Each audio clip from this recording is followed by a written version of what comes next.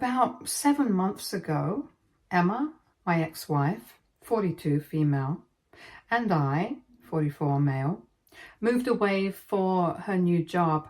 She had been offered an upper management position in a company that she had applied to without my knowledge, and the reason she had done so was because she knew that I would never agree to move away. We had been together for 12 years, married for 10, and we have 8-year-old twins together. Both our families are situated here, and a few years ago my father was diagnosed with leukemia. Since then, it's been very difficult for our family because my dad's health hasn't been great, and we are always afraid of when we might lose him. Naturally, as his only son, I want to be here for him and also for my mother, and so I hadn't wanted to move away after my dad's diagnosis. I thought that Emma would understand what I was going through, but instead, she told me that I was being a little too sensitive and that I can't just keep turning down opportunities to work out of state and expect her to do the same just because my dad was sick. Before my dad fell sick, we had actually been planning to move away because she wanted a change of pace. But after my father's diagnosis, I told her that it would not be possible for me anymore. She tried to be understanding of it in the beginning, but gradually, since last year or so, she had started to become very restless. And we had been fighting quite frequently over this. She wanted to move away because she felt stuck here. And I couldn't possibly think about moving away while my dad was in such a condition. Especially since it would also mean having to leave my mother to deal with it all on her own. Even if I had had any siblings, I wouldn't have been able to leave because my conscience wouldn't have let me. And I kept trying to explain that to Emma, but she refused to see my point, and I just felt like she was being selfish, whereas she felt like I was the one being selfish. And then earlier this year, she just came home from work one day and told me that she had applied for a high-paying position in a company outside of state, and she got the job.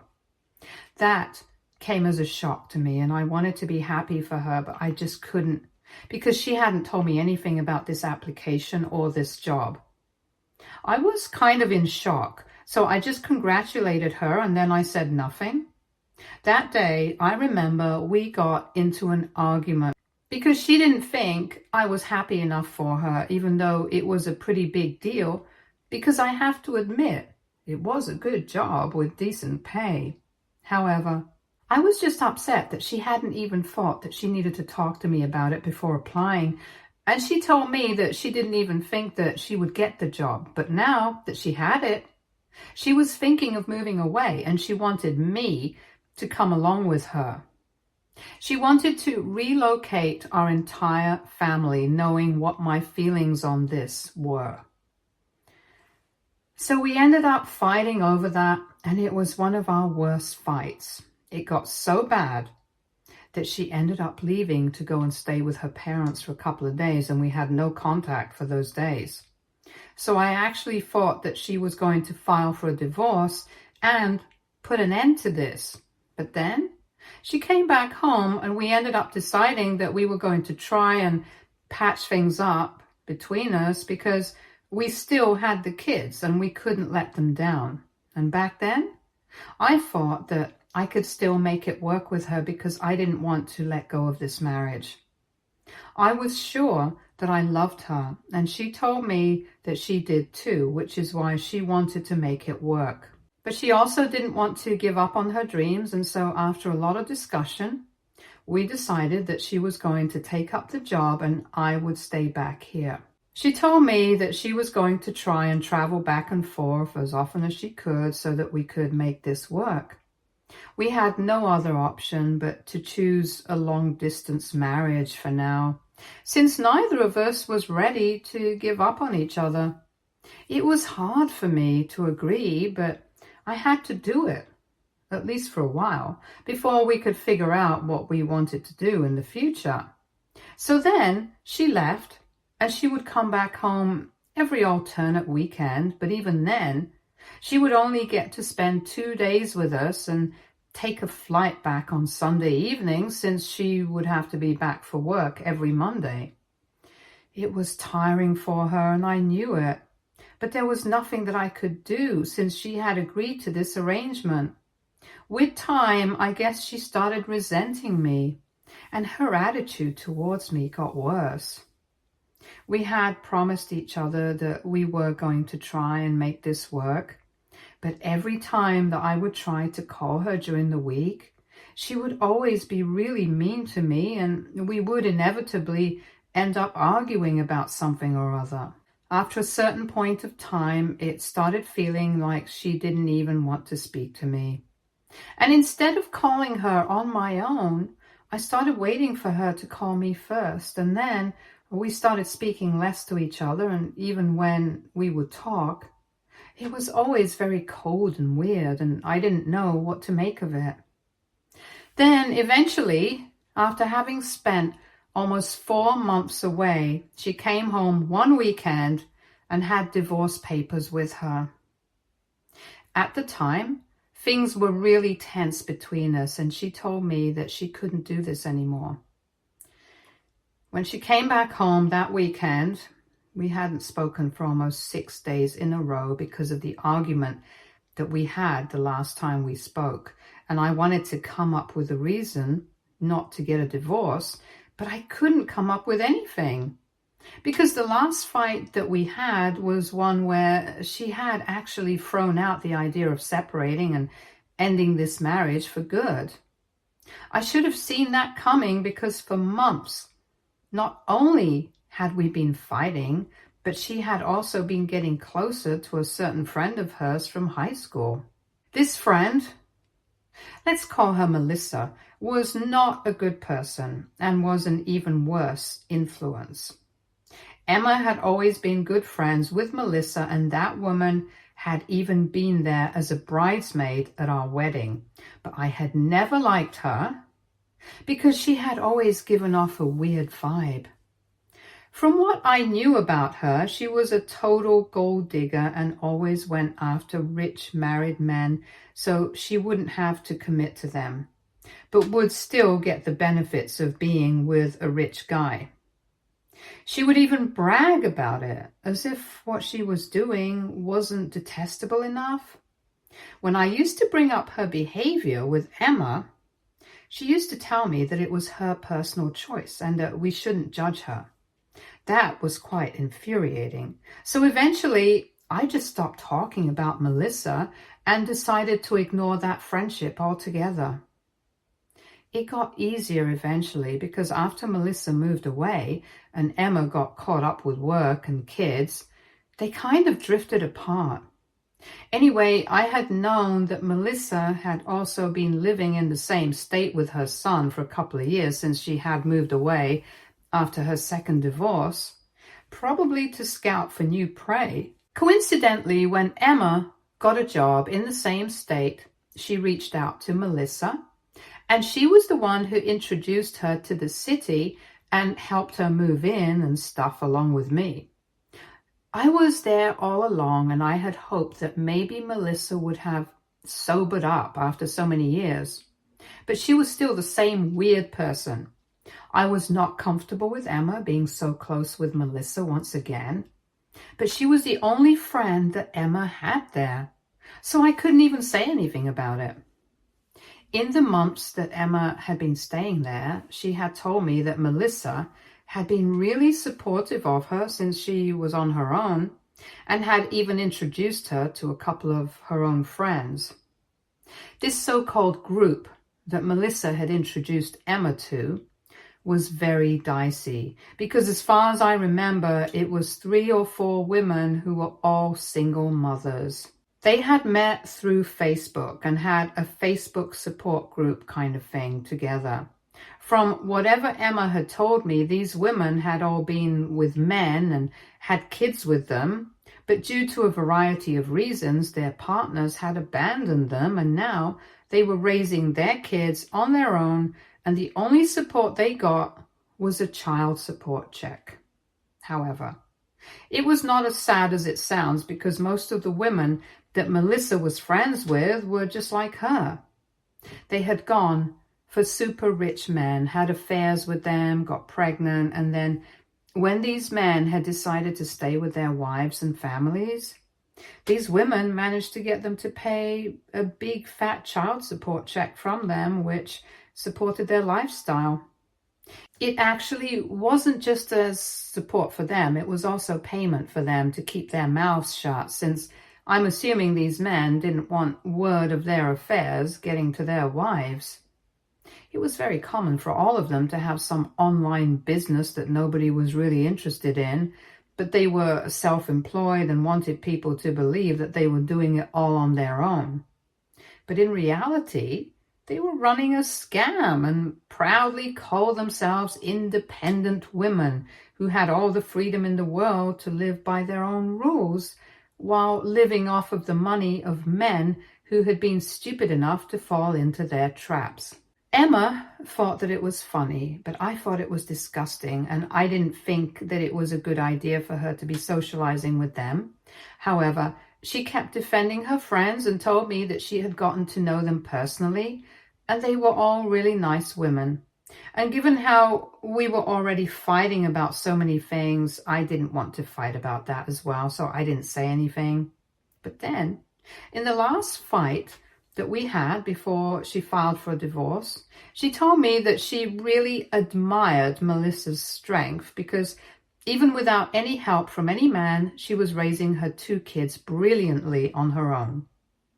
I ended up scoffing at that and told her that anybody who makes as much money from getting pregnant after an affair with rich guys would also probably be taking good care of the kids, since that was not their child, but a meal ticket for them. And that was what led to a huge blow-up fight between us, because before that, we had been trying our best to keep a lid on our tempers, but the frustration had just been building up for months. And that day, that little disagreement over one thing was enough to set us both off. We started cursing at each other, telling each other exactly how much we hated the situation, and just kept blaming each other. After one point, she just said that if we were just going to fight like this all the time, it was probably better for us to go our separate ways, and then disconnected the call. I thought she didn't mean that, and I thought that she was going to call me and apologize, but that never happened. And I was really upset with her as well, so I didn't bother to reach out either. That weekend, she showed up with the divorce papers, and I decided to go ahead with it, because I couldn't find a reason to stay with her anymore either. We had tried our best to make it work, but it didn't, unfortunately. And even the kids, the ones we were supposedly staying together for, hardly got to see us together, and even when we were together, we were not happy. So rather than letting them grow up in a toxic environment, we decided to get a divorce. The divorce process was relatively simple, since we don't have a waiting period here in our state, and we only had to divide our joint assets, which was simple enough. I got to keep the house and the kids, since she didn't want to take them away with her right now, and said that at the moment we could stick to our arrangement of her coming back here every weekend to meet them. We had been splitting the cost of raising them anyway, so we continued to do that. Once they were a little older, we would leave it up to them what they wanted to do. It was not convenient for either of us, but we didn't want to fight for custody, since we believed that our kids deserved both of us in their lives. As for the house, we had a verbal agreement that we would put it up for sale in a few years, and whenever it's sold, we would split the money. Anyway, the divorce was finalized about a month ago, and I didn't think that she would speak to me after that, because even while we were getting divorced, we hardly had anything to talk about outside of the meetings with our lawyers. Now that everything had been finalized, I was trying to cope with the situation, since even though it actually felt like nothing had really changed, since we were still going to stick to the same routine, life was definitely going to be pretty different for me now, because I was no longer married to Emma. My kids were also very confused about what was going on, so I had to explain to them that their mother and I were no longer together, even though nothing exactly had changed. But last night, she decided to call me up again so that we could sort things out between us and give our relationship another chance, because apparently she had made a huge mistake and she wanted to reverse the divorce. I could tell that she had been crying, and she was pretty much hysterical on the phone call. She started ranting about how she had unintentionally glamorized the lifestyle that Melissa and her friends had been leading, and because of that group, she hadn't mentioned it to me earlier because she knew how I felt about Melissa. But after that last fight that we had, she had spoken to her group of friends and they had told her to go for a divorce. She had been skeptical about it initially, but they talked her into it so that she spoke to a lawyer that they put her in touch with. But 1 month has passed since then, and she has tried literally to get herself to move on, like dating apps and blind dates and even going out every other night, but has only ended up hooking up with random people. And that has only made her feel pathetic, because at least with me, even when we were fighting, she knew that she loved me and I loved her. Now, she's just really lonely, and more than anything else, she also misses the kids. Her friends told her that this would pass, but she hasn't been able to get rid of the loneliness and the guilt after the divorce. On top of that, her company had been doing pretty well when she joined, but she has had several pay cuts since then, because apparently they had kind of embellished how well they were doing to get her on board, and her income now doesn't match what she had been offered initially. It's not just her. Everyone in the company has been going through the same thing, and they keep telling people that things will work out if they keep working hard. But she thinks it's just so that they can retain their employees, and that's another part of the reason why she wants to come back to me. She said that she really wanted me to consider it and reverse the decision to get divorced, because she just misses her family and what her life used to be. But after she was done talking and explaining her situation to me, I just felt furious with her, because I couldn't believe that she had allowed her stupid, immoral friends to talk her into getting a divorce. I had always warned her against Melissa, and I had also made it very clear that I didn't like the company she was keeping after she moved away, but she never paid any mind to me. And now they had turned out to be the reason that she ended up making the decision that she did. Had it been her own mistake, I might have even been all sympathetic towards her. But the fact that she had chosen to listen to people that I hated really got on my nerves. The audacity to call me up and start crying about all of these things as if it had all been very easy for me just made me very upset, and I ended up snapping at her. And now she had to lie in it because I was not going to help her out here. In spite of everything, I had tried my very best to make this marriage work. And I'm not talking about the last few months. I'm talking about ever since my dad fell sick. I had been fighting for our marriage relentlessly. And for a while, so had she. But she had been immensely selfish for the past couple of years. And that's how we had ended up here, divorced. The least she could have done while she had been staying away was at least try to understand my feelings and situation.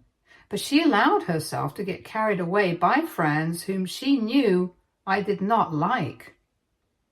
I told her that she was not a high school kid anymore, and that a juvenile excuse like her friends had influenced her to make bad decisions was not going to work with me. She wasn't coming back home drunk to her parents. This was a very different situation, and it had affected my life and even the kids. And now, just because it's inconvenient for her, she wants to reverse the divorce. Firstly, of course, that's not how it works. And secondly, even if it did, I wouldn't do it. I was really upset by everything she had told me right before that. I just couldn't hold back. So I told her that now, if she was feeling really lonely and guilty, then she should just ask her friends for help, because I'm sure if they were the ones who had encouraged her to file for a divorce, they cared about her enough to take her in if she was not doing well financially, and support her emotionally as well. I was also very annoyed by the fact that she had basically just confessed that she had been hooking up with random people for the past month after our divorce. Technically, she was single, so she was allowed to do whatever she wanted, but it made me feel really uncomfortable and depressed, because I felt like it had cheapened whatever we had shared for the past 12 years. So I told her I did not want her back in my life anymore, especially after the things that she had just told me, and that I was going to make sure that the kids stayed with me, because I was not sure if she was a good influence on them anymore. She started crying even harder and told me that she was ready to do anything it took to make things right. But I told her that she had made a decision and she had to live with it, and the kids and I did not need her anymore. Then I hung up and blocked her. When I woke up this morning, I had several messages from my ex-in-laws, and they were telling me that I shouldn't have said the things that I did, because she was already really low, and it was not nice of me to kick her when she was down. They said that it was not necessary because she was already regretting everything that she had done, and seemed to try and punish her more by telling her that the kids and I did not need her. I wouldn't have cared about what my ex-in-laws say, but they have been very kind to me after the divorce, so I don't know. AITA for telling my ex-wife that I don't want her back and that the kids and I don't need her anymore. Update 1. Hello, guys. Thank you so much for all the support that you guys have shown me in the comments. I don't know how to say it, but it really means a lot to me, knowing that so many people are on my side here. And it means even more to me that so many of you have identified with my story and have reached out to let me know that things are going to be all right. It's very kind of you guys, and I know that things are going to get better. It has been 4 days since I posted, and I had blocked Emma after we had that conversation, so she hasn't been able to get in touch with me. But this weekend, she is supposed to come over to see the kids and spend some time with them, so I don't know what's going to happen then. For the past couple of months, ever since the divorce was initiated, she would just pick up the kids from my place and go to her parents' place to spend the weekend with them, and occasionally spend some time here with all 4 of us for some family bonding. But mostly, she would try to stay away from me, and I was fine with it because it just made things easier for me. This weekend, though, it's anybody's guess. I'm actually kind of dreading having to see her, because her parents have been very upset with me and have told me that the things that I said to her were so harsh that she has ended up crying every single time that they have called her after that. I haven't been responding to any of their messages because I don't really know what to say to them. But I feel kind of bad because I know Emma is kind of a really non-emotional person, and I know that I really managed to hit her where it hurts because she's been crying so much. Even though she hasn't exactly been kind to me and our circumstances haven't been the best, I still feel really sad for her because we could have had a great life, and I feel like she ruined it all for herself. I did my best to make it work, but it's not like I can make the marriage work on my own without any help from her. I don't know what to say anymore, to be honest. Update 2. So Emma came over yesterday to pick up the kids, and we ended up having a discussion about everything that had been said. It was clear from her appearance that she had been having a very hard time, and I could see it on her face. And I found it really hard to be cold to her. So then she asked me if I would be willing to talk to her just for a bit, and I ended up agreeing. Once the kids were in their room, we got to talking, and she told me that she was really sorry about everything. And she wasn't referring to the recent months. She was referring to the past couple of years, because it had taken a lot for her to realize how selfish she had ultimately been. And she even said that she did not deserve me. She told me that in the past few weeks after the divorce, every time she would go out on a date or hook up with any guy, all she could think was how she wasn't sure if this was the kind of life that she wanted for herself, and felt guilty for throwing it all away. She had built it up all in her head, but it wasn't all that it was cracked up to be. And when she realized that, it was too late for her to do anything about it, because she had already lost me. While talking, she started crying again, and I tried to comfort her, but she told me that it would only make her feel worse, because that just made her realize the kind of person I was and how badly she had treated me. It was kind of bittersweet hearing her say these things about me, because I would have really appreciated that when we were together, but now I don't know what to say about it. Anyway, after a while, she told me that she had decided to quit her job and move back here so that she could be closer to her family. She also wanted to spend more time with the kids, because she had already been losing out on so much time with them. It didn't seem worth it to stay outside for such little money and sacrifice so much. The only request she had for me was that she wanted me not to file for full custody like I had said I would. And I told her not to worry about it. I had said it in the heat of the moment, but I didn't have any intention of actually doing it, because both she and I had always maintained that our kids shouldn't have to suffer, and I knew that they missed their mom. So spending some more time with her would definitely do the kids more good, and I would be supportive of that as well. After we were done talking, she apologized to me for everything once again and told me that I was a good man. She also promised me that she was going to try and be a better mother and a better person, and thanked me for even letting her speak to me after everything that happened, instead of just shutting the door in her face. That got me a little emotional, but I didn't say anything. And then she left with the kids, so that was it. And I didn't actually expect things to turn out to be like this, since I thought that she was going to come over and fight with me. But this was nice and unexpected. She has apologized, and I'm not going to say that I forgive her and everything is in the past, but at least we are on the right track now. I don't think I can go back to her again. That's very unrealistic after everything that has happened. But the least we can do is try to co-parent our kids to the best of our abilities and make it as peaceful for them as possible. And of course, it will be better for us as well. Now, let's see what the future holds. Update 3. Hey guys, okay, so 4 months have passed since my divorce, and after my last update, Emma stayed true to her word, and within a few weeks, she quit her job and moved back here. And since then, our kids have been splitting their time between the two of us.